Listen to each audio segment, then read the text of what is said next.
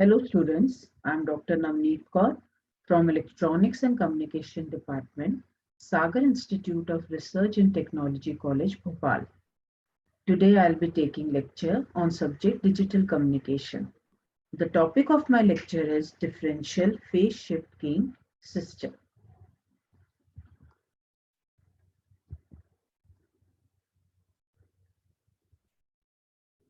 Differential phase shift keying system is also known as DPSK system.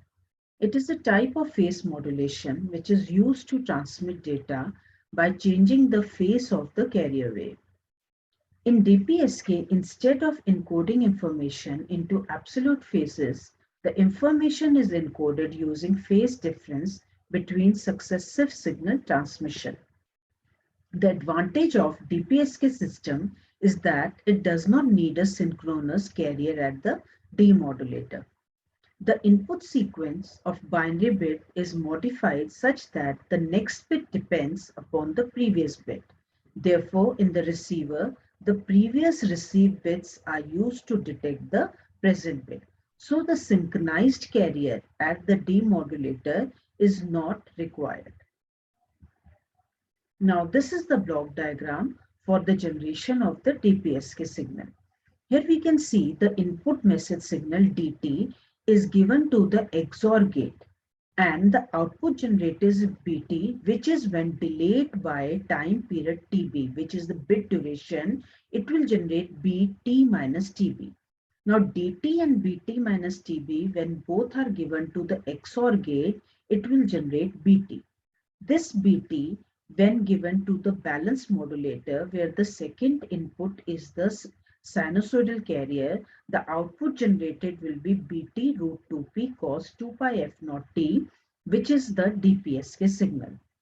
Here BT is the bipolar signal, which is the NRZ version of the DT. So BT will have value +1 and -1. So here the DPSK signal will be presented by plus minus root 2p cos 2 pi f naught t. Now, for studying the working of this block diagram, first we will see the first section, which is the section consisting of the XOR gate. Here we can see BT is given by XOR of DT and BT minus TB. Now, we will study it with help of waveforms. Now here DT is the unipolar signal. 0 is represented by 0 voltage and 1 bit is represented by the positive voltage. Now BT minus TB is the 1 bit duration delayed version of BT. Say previously the BT is say 0. So at bit duration 1, BT minus TB will be represented by 0 because BT minus TB will lag behind BT by bit duration TB. Now when DT and BT minus TB both are 0, since BT is the XOR of these two, BT will also be 0.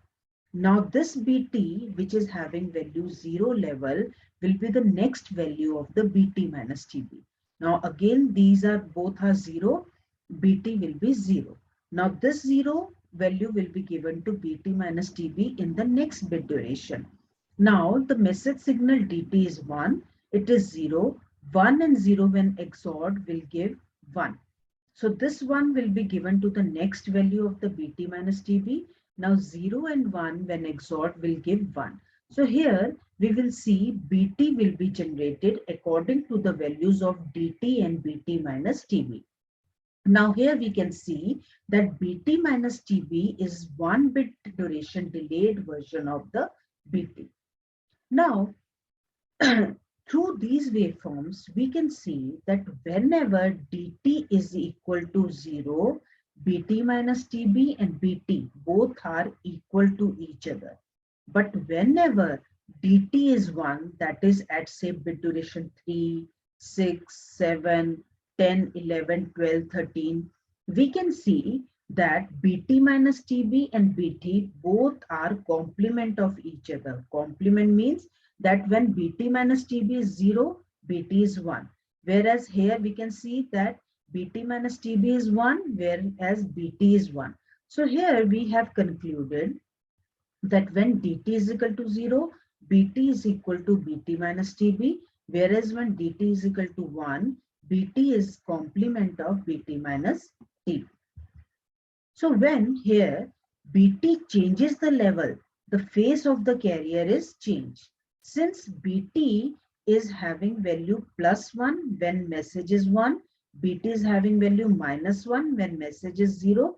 So when bt changes its level, when there is a change in the polarity of the signal, that means it changes from plus to minus and from minus to plus.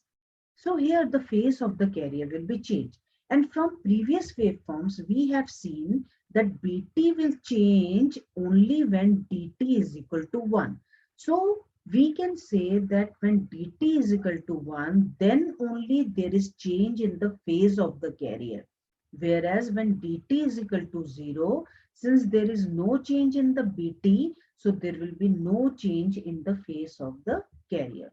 So here we can see that the phase of the carrier is changed only when dt is equal to 1. In BPSK, we had seen in our previous lecture, the phase of the carrier changes on both the symbols 1 and 0. Whereas in DPSK, the phase of the carrier changes only on symbol 1. This is the main difference between BPSK and DPSK. So here we have modulated output BT root 2p cos 2 pi f naught t, where this BT modulates the carrier and BT is having value plus or and minus 1. Now coming to the receiver of the DPSK signal. Now this is the block diagram of the DPSK system. Now here we can see that the synchronous demodulation method is not used. That means we don't require to generate synchronized carrier at the receiver side. Here we can see that the modulated signal root 2p cos 2 pi f naught t after a phase shift due to the time delay is received at the receiver. When it is given to the delay unit, which delays this incoming signal by TB, we will get BT minus TB root 2p cos 2 pi f naught t minus TB plus theta. Both will be given to the multiplier. So these two signals will be multiplied and the output signal will be this BT minus TB 2p, because root 2p into root 2p will give 2p, and both these cos functions will get multiplied. So cos 2 pi f naught t plus theta and cos 2 pi f naught t minus tb plus theta. Now this signal will be given to the integrator and dump receiver. This integrator and dump receiver will sum up the incoming signal for 1 bit duration TB, which is decided by this bit synchronizer.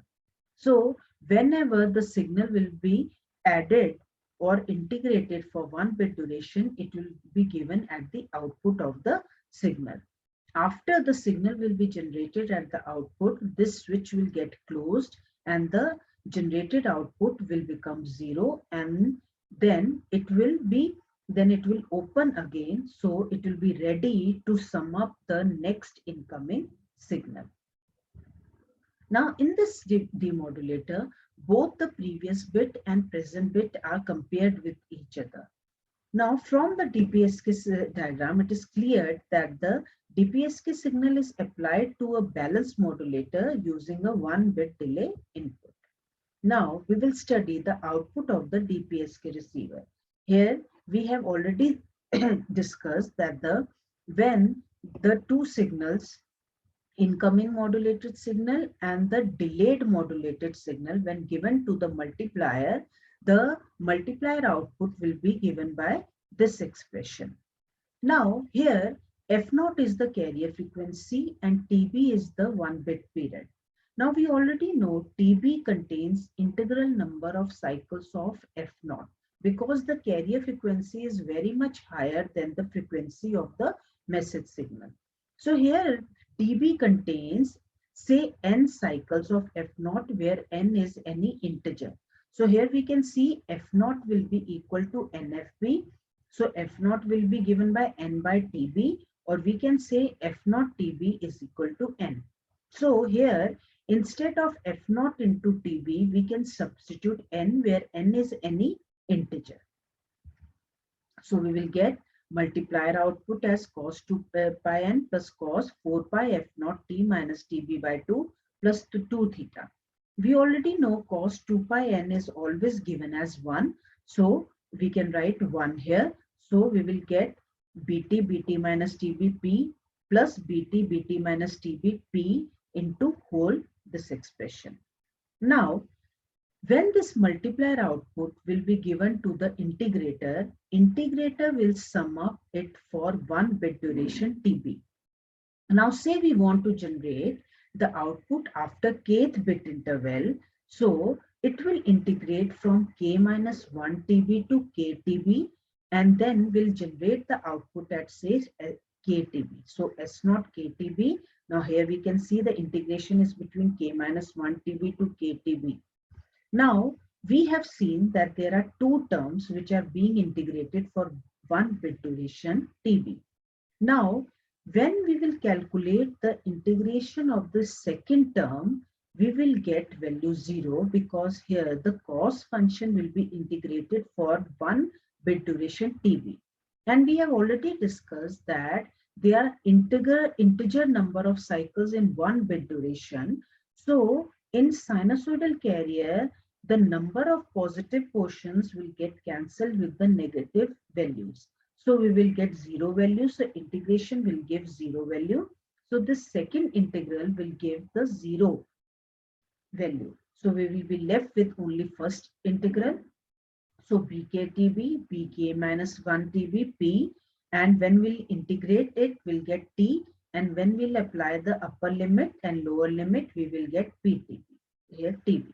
So the output of the integrator and dump receiver will be bktb, bk minus 1 tb into ptb. Now here we can see that bktb is the present bt, and bk minus 1 tb is the previous bt, that is bt minus tb. We know that when bt and bt minus tb are both equal, in that case dt is equal to 0. That means both equal means that when both are 0 or both are 1.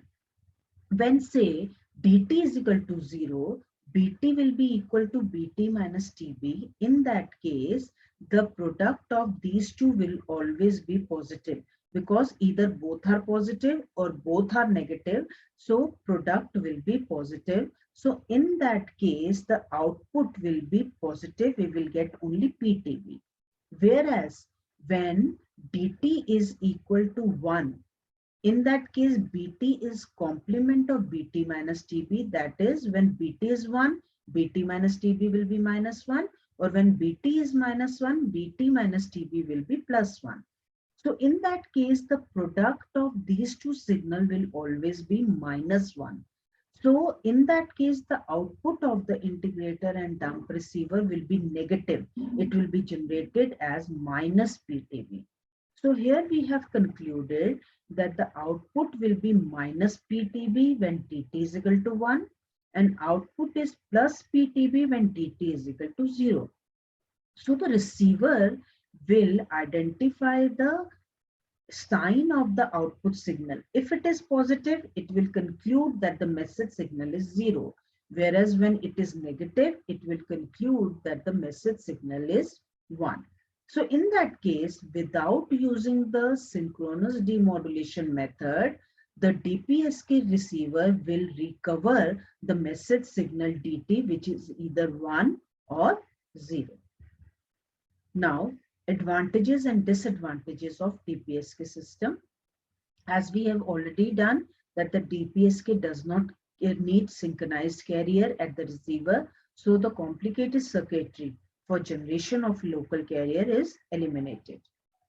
The bandwidth requirement of DPSK is reduced, because here the phase of the carrier changes only when dt is equal to 1, whereas there is no change in the phase when dt is equal to 0.